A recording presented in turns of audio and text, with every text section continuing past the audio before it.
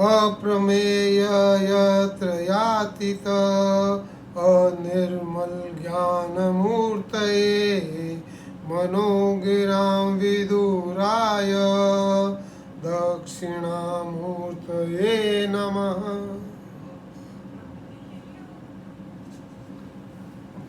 अध्यात्म रामायण अयोध्या कांड चतुर्थ सर्ग। भगवान श्री राम वनवास जाने के पहले माता कौशल्या और लक्ष्मण को यह उपदेश दे रहे हैं। यह उपदेश आत्मा, देह और क्रोध पर एक विशेष प्रवचन है और यह अध्यात्म रामायण के अयोध्या सर्ग 4 में भगवान व्यास जी ने बहुत ही मनोहर और सरल ढंग से लिखा है और यह गीता के दूसरे अध्याय के समानांतर है, इसलिए यह उचित समय है कि हम इसके बारे में बात करें। भगवान श्री राम अध्यात्म रामायण में लक्ष्मण जी को 3 उपदेश देते हैं। उसमें से ये पहला उपदेश है और दूसरा उपदेश किष्किंधा कांड में है जो क्रिया योग के नाम से प्रसिद्ध है और तीसरा उत्तर कांड में है जो राम गीता के नाम से प्रसिद्ध है।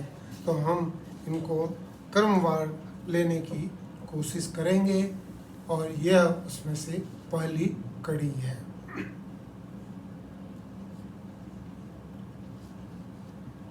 यहाँ पर भगवान श्री राम दशरथ से और कैकेयी से मिलकर और उन वचनों को जानकर और ये निश्चय कर लेते हैं कि मेरे को वनवास जाना है, तो कौशल्या से अनुमति मांगने के लिए कौशल्या के कक्ष में आते हैं और कौशल्या के कक्ष में कौशल्या उनको बताती है कि अगर ये जो तुम बोल रहे हो कि तुमको वन जाना है, अगर ये तुम्हारे पिता का वचन है तो बोलते हैं कि मैं तुम्हारे पिता से बड़ी हूँ, तुमको पिता की आज्ञा, गुरु की आज्ञा माननी चाहिए, लेकिन मैं माता होने के कारण तुम्हारे पिता से बड़ी हूँ और मैं इस वचन से तुम्हें मुक्त करती हूँ और तुमको वन जाने की जरूरत नहीं है, और अगर तुमने मेरी ये बात नहीं मानी तो मैं अपने प्राण त्याग दूंगी।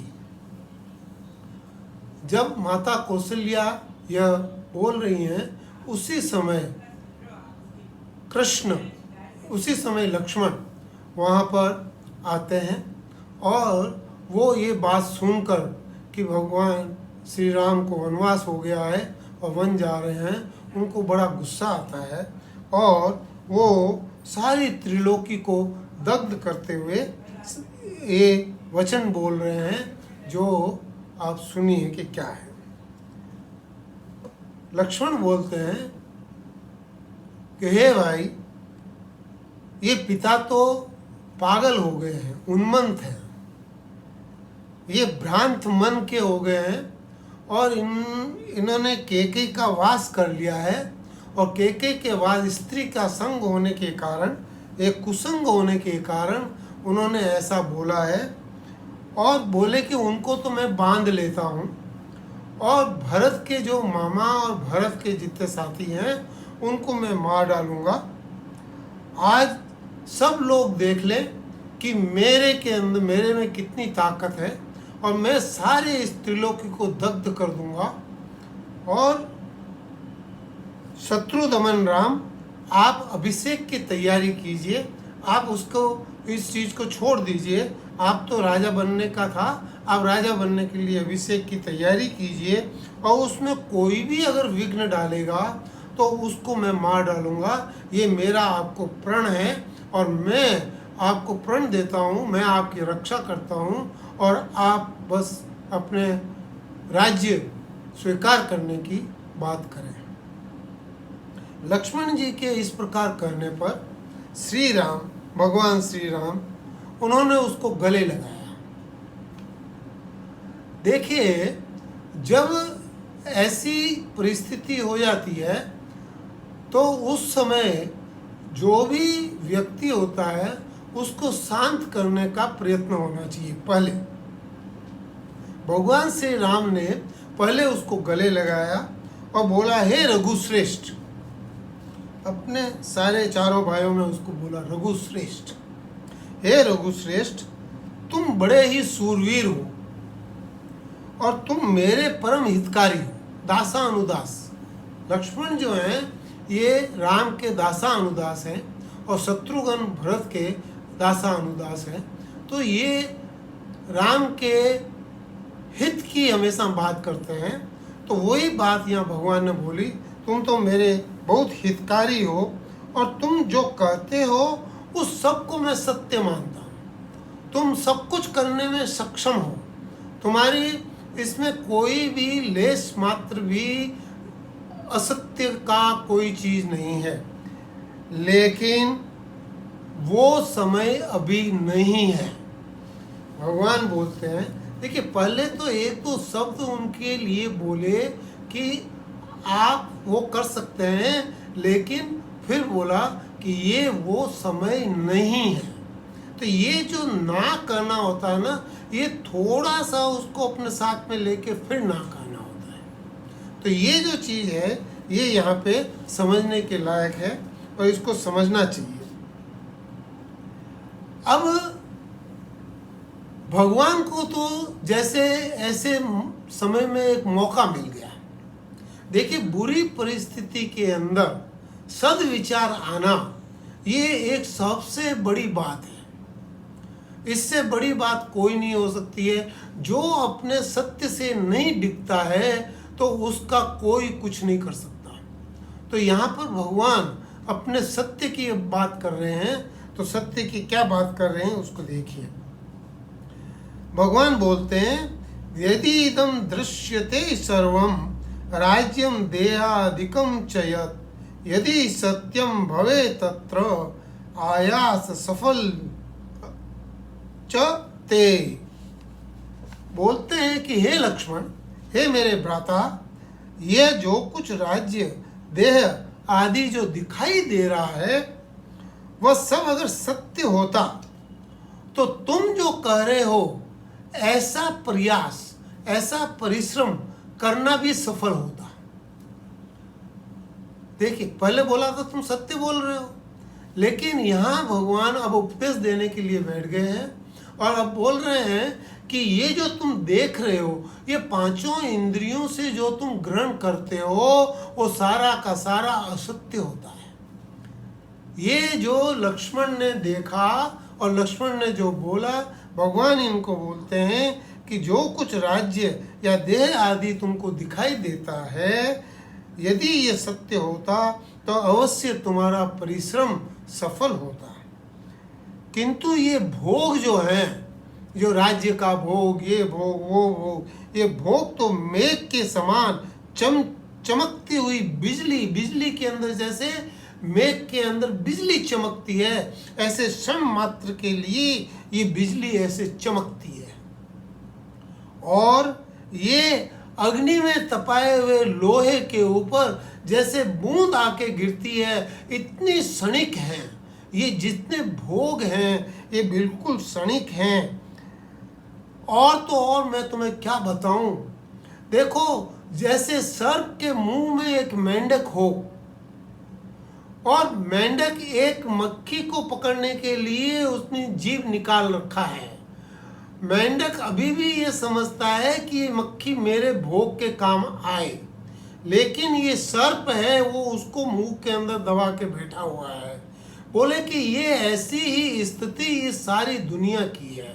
काल इसके पीछे लगा हुआ है और आदमी ये समझता है कि मैं ये भोग कर लूँ, ये भोग कर लूँ, ये भोग कर लूँ, और भोगों में व्यस्त है। और ये भोग भी जितने भी हैं वो सारे के सारे अनित्य हैं, इनसे कुछ नहीं होने वाला है। ये ऐसे है। कैसा आश्चर्य है, ये कैसा आश्चर्य है। बोलते हैं शरीर के भोगों के लिए ये मनुष्य दिन रात अति कष्ट सहता है, बहुत बहुत कष्ट सहता है और नाना प्रकार की क्रियाएं करता रहता है। इन भोगों के लिए ही सारी की सारी क्रियाएं होती रहती हैं और उसको एक क्षण भी इससे आराम नहीं मिलता है। यदि यह समझ लें कि शरीर आत्मा से भिन्न है, अगर हम 1 मिनट के लिए समझ लें कि शरीर और आत्मा अलग अलग है, तो ये जो भोग हैं ये सारे के सारे तो शरीर को मिल रहे हैं, तो भोग तो आत्मा को नहीं मिल सकते। भला पुरुष कैसे भोग को भोग सकता है? फिर भला पुरुष मतलब जो आत्मा में अनुलिप्त है वो इन भोगों को कैसे भोग सकता है? ये तो शरीर के भोग है। बोले कि पिता, माता, पुत्र, भाई, स्त्री, बंधु, बांधव, ये जितने भी हैं ये संयोगवश तुमको मिले हैं। संयोग जैसे कि एक प्याऊ है, प्याऊ के ऊपर पानी पीने के लिए लोग बाग आते हैं और वहाँ मिलते हैं और फिर बिछड़ जाते हैं। या फिर जैसे कि लकड़ियाँ एक नदी के अंदर बहती हुई आती है, आपस में आके टकराती है, मिलती है, फिर बिछड़ जाती है। ये सारे के सारे जितने संबंधी हैं ये संबंधी इसी तरह से हैं जैसे कि एक ट्रेन में हम चढ़ते हैं और कई लोग मिल जाते हैं और फिर अपने अपने गंतव्य में सारे अलग हो जाते हैं। ऐसे ही ये बिल्कुल कम है। बोले कि यह निसंदेह दिखाई पड़ता है, ऐसा लगता है कि ये सब हमारे साथ है, ये सब निसंदेह दिखाई पड़ता है। और लक्ष्मी की जो छाया है, ये जो संपत्ति है, ये अति चंचल है, ये बिल्कुल चंचल है। और ये यौवन जो है ये जल तरंग के समान अनित्य है। स्त्री सुख जो है ये स्वप्न के समान मिथ्या है। फिर भी ये प्राणी, ये मनुष्य इसके अंदर अभिमान करके इन सब चीजों को भोगने के लिए तैयार होते हैं। बोलते हैं आगे भगवान, संस्कृति स्वप्न सदृशी सदा रोगादि संकुला गंधर्व नगर प्राख्य मूढ़तामनुवर्तते। बोलते हैं ये सदा संसार जो है ये सदा रोगादि संकुल और ये स्वप्न के जैसे और गंधर्व जैसे कि आकाश के अंदर एक बिजली चमकती है और आपको लगता है कि वहाँ पर एक कोई स्वर्ग है, गंधर्व नगर है, ऐसा जो आपको लगता है ये मिथ्या है।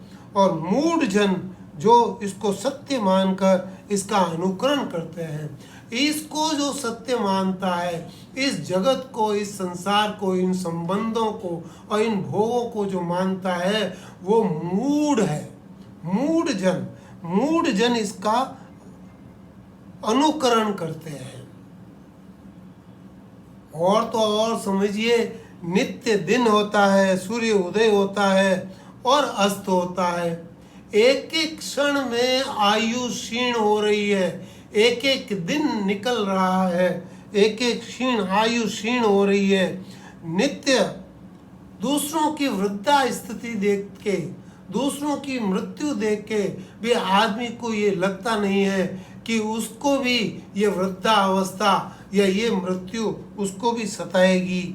लेकिन मूढ़ पुरुष किसी भी प्रकार इससे चेतता नहीं है, इससे संभलता नहीं है। वो समझता है ये सब तो मेरे साथ नहीं होगा, बस मैं इससे अलग हूं।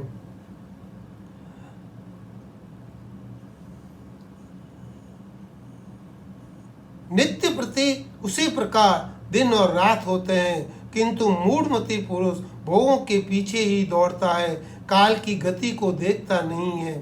कच्चे घड़े में भरे हुए जल के समान आयु प्रतिक्षण क्षीण हो रही है। आयु एक एक क्षण कम होती चली जा रही है और लोग कहते हैं ये तो 25 साल का हो गया, मैं तो मनाओ हैप्पी बर्थडे, ये 30 साल का हो गया हैप्पी बर्थडे। तो ये उसकी तो उतनी आयु कम हो चुकी है। भोग के पीछे दौड़ता है, काल की गति को देखता नहीं है। कच्चे घड़े में भरे हुए जल के समान आयु प्रतिक्षण क्षीण हो रही है। रोग समूह शत्रुओं के समान शरीर के ऊपर वार कर रहा है। ये रोग समूह है, ये शरीर के ऊपर वार कर रहे हैं। वृद्धावस्था जो है ये सिंगनी की तरह, एक शेरनी की तरह तुम्हारे पीछे लगी हुई है और डराती हुई तुम्हारे सामने खड़ी है। और ये मृत्यु जो है उसके साथ ही चलती हुई समय की प्रतीक्षा कर रही है। समय की प्रतीक्षा कर रही है कि कब तुम्हें जाके ये डस ले। ये इसका है। किंतु देह में अहम भावना करने वाला ये जीव, ये जो जीव है ये देह में अहम भावना कर लेता है। अगर इसको जमीन में गाड़ दो तो इसमें कीड़े पड़ जाते हैं। अगर इसको जला दो तो ये भस्म हो जाता है, और अगर ऐसे ही छोड़ दो तो ये विष्टा हो जाता है। तो ये जो शरीर है ये कीड़े, विष्टा और भस्म रूप शरीर, इसको तुम अपना मान के बोलते हो कि मैं राजा हूँ, मैं ही करता हूँ, मैं जो करूँगा वो सब कुछ हो जाएगा। ये जो मानने वाला है मैं राजा हूँ, मैं करता हूँ, मैं ये कर सकता हूँ, ये इसको मानते हैं हम अपना शरीर जो ये है। बोले हे लक्ष्मण, तुम कुछ सोच कर बताओ कि जिसके आश्रय से तुम इस संसार को दग्ध करने देना चाहते हो, इस संसार में तुम सब कुछ करना आग जला देना चाहते हो, सबको मार देना चाहते हो, पिता को तुम बंदी बना देना चाहते हो। अब ये जो है, यह जो शरीर तुम्हारा है वह त्वचा, अस्थि, मांस, विष्टा, मूत्र, शुक्र, रुधिर आदि से बना हुआ है। ये विकारी है, परिणामी है। ये देह जो है ये आत्मा कैसे हो सकती है? ये देह आत्मा कैसे हो सकती है? आत्मा तो विकार, निर्विकार है। तो ये जो चीज है ये तुम समझो कि ये इससे अलग है।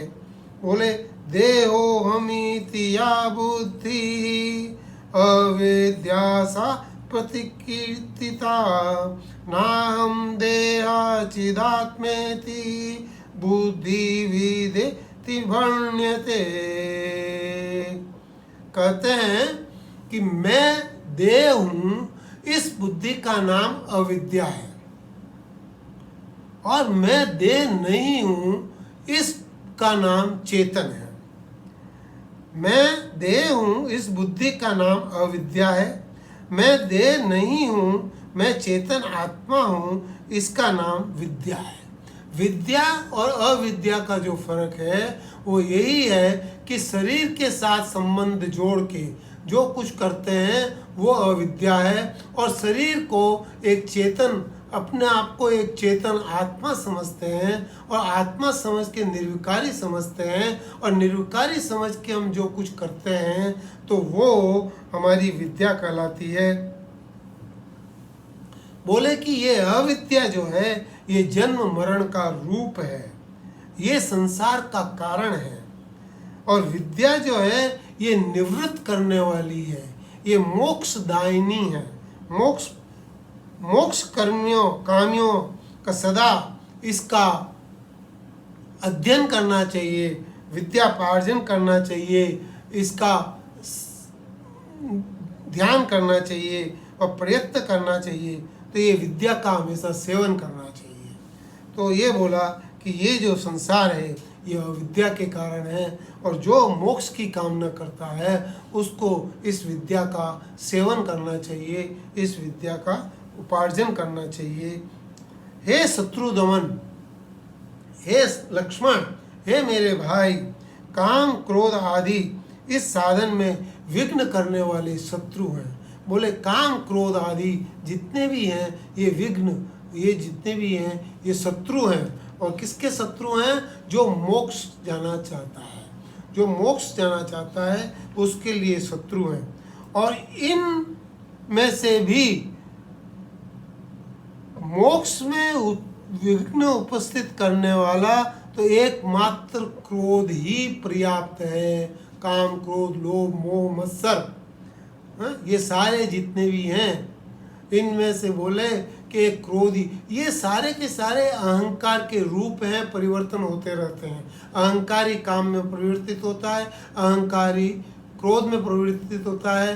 क्रोध में अगर छोटा होता तो क्रोध कर लेते हो, बड़ा होता तो वही भय में चला जाता है, और उसी से आपका सारा काम, क्रोध, मोह, मत्सर, ये सारी चीज़ें उससे होती है। तत्रापि क्रोध एवालम मोक्ष विघ्नाय सर्वदा। तो मोक्ष के अंदर विघ्न डालने के लिए एक काम, ये क्रोध ही पर्याप्त है, जिसका आवेश होने से, ये जो क्रोध है यही एक सबसे बड़ी चीज़ है।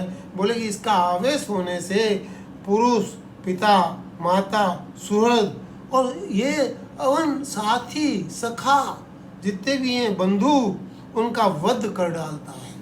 ये आदमी क्या करता है, इसका ये सब जानते हो। आसपास जितने किस्से होते हैं आप हम सब उनको जानते हैं। तो उसको बोले कि ये इसको क्रोध कर डाला है। भगवान आगे बोलते हैं कि यह क्रोध महान शत्रु है और तृष्णा वैतरणी नदी है। वैतरणी नदी वो गंदी नली जिसके अंदर नरक के सारे लोग उसके अंदर डुबकियां लगा रहे हैं, वो वैतरणी नदी कहलाती है। इसे गंदी नदी है और उसके अंदर ये सब डुबकियां लगा रहे हैं। कौन? कि नरक के अंदर जाने वाले। तो ये जो है ये यहाँ एक फॉर्मूला व्यास जी ने बता दिया। क्रोध एस महान शत्रु तृष्णा वैतरणी नदी संतोषो नंदन वना शांति रेव ही काम दुका। भगवान कहते हैं कि यह क्रोध महान शत्रु है, तृष्णा वैतरणी नदी है, संतोष नंदन वन है और शांति काम धेनु है। तो ये जो है ये क्रोध, काम, क्रोध, ये सारी चीज़ें हमको नहीं करनी चाहिए। ये भाई को समझा रहे हैं, हे लक्ष्मण सुनो, संतोष नंदन वन है, शांति काम धेनु है, इसलिए तुम शांति धारण करो और इससे ये जो क्रोध है ना, इस शत्रु, ये क्रोध रूपी जो शत्रु है, इससे इसका प्रभाव नहीं होगा। तुम अगर शांति धारण करोगे तो क्रोध इसको छू नहीं पाएगा, क्रोध इसके अंदर आ नहीं पाएगा। बोला आत्मा देह, इंद्री, मन, प्राण और बुद्धि आदि से पृथक है। ये जो आत्मा है ये इस देह से, इंद्रियों से, मन से, बुद्धि से ये बिल्कुल अलग है और ये एक विशेषण है। और तुम आत्मा हो, तुम देह नहीं हो।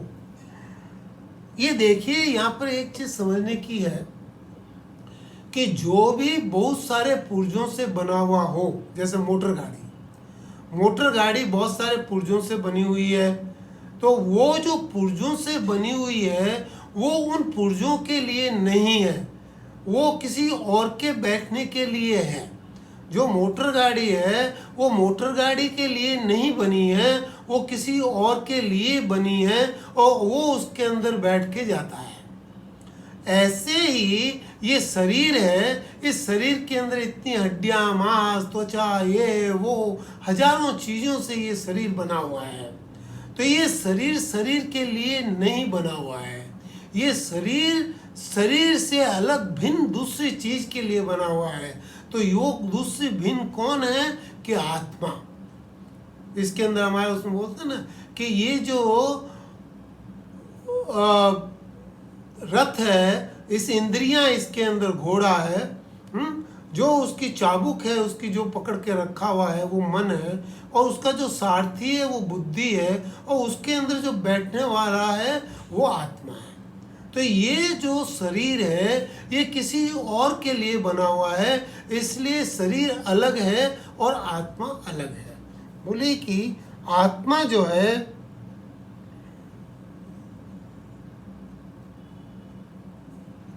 आत्मा देह, इंद्रिय, मन, बुद्धि आदि से पृथक है और शुद्ध है।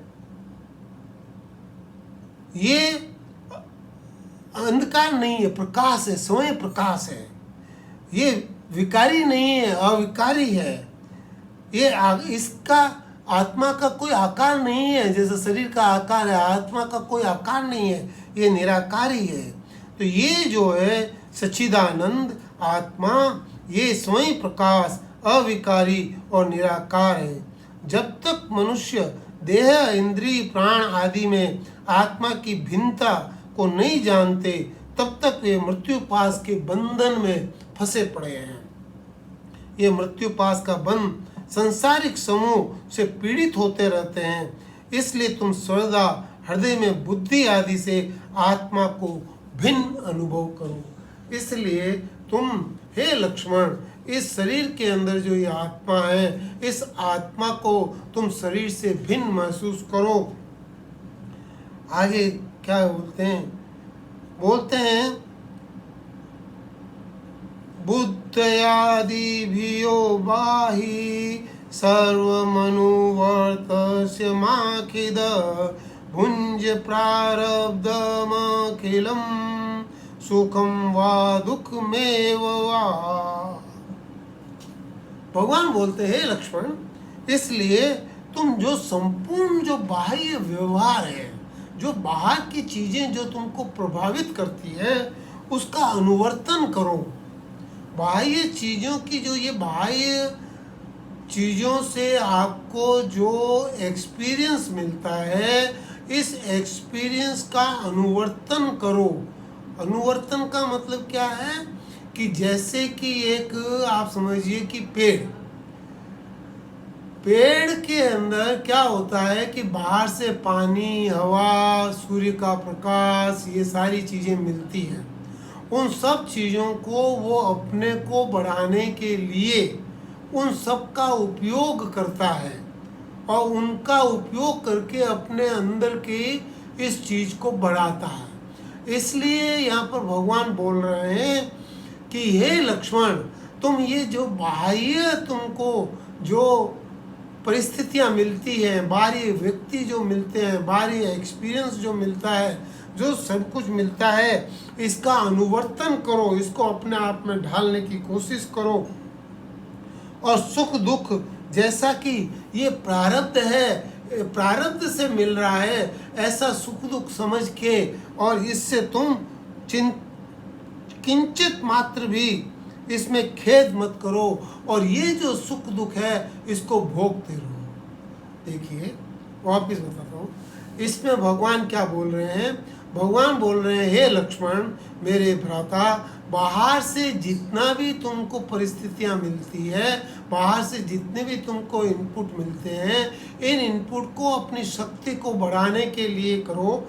और अगर इसमें तुमको कोई सुख दुख दिखता है तो उस सुख दुख को प्रारब्ध का समझ के और उसे से दुखी मत हो, उससे दुख मत करो, वो खेद मत करो, क्योंकि खेद तो बुद्धि में होता है। जब बुद्धि से तुमने समझ लिया कि ये मैं नहीं हूँ, मैं तो आत्मा हूँ, तो वहाँ पे आपको फिर वो दुख और सुख आपको नहीं सताएगा। तो बाहर की परिस्थितियों से अंदर के सामर्थ्य को डेवलप करो और इन बाहरी स्थितियों से आप अपने आप को समर्थ बनाओ इसके लिए।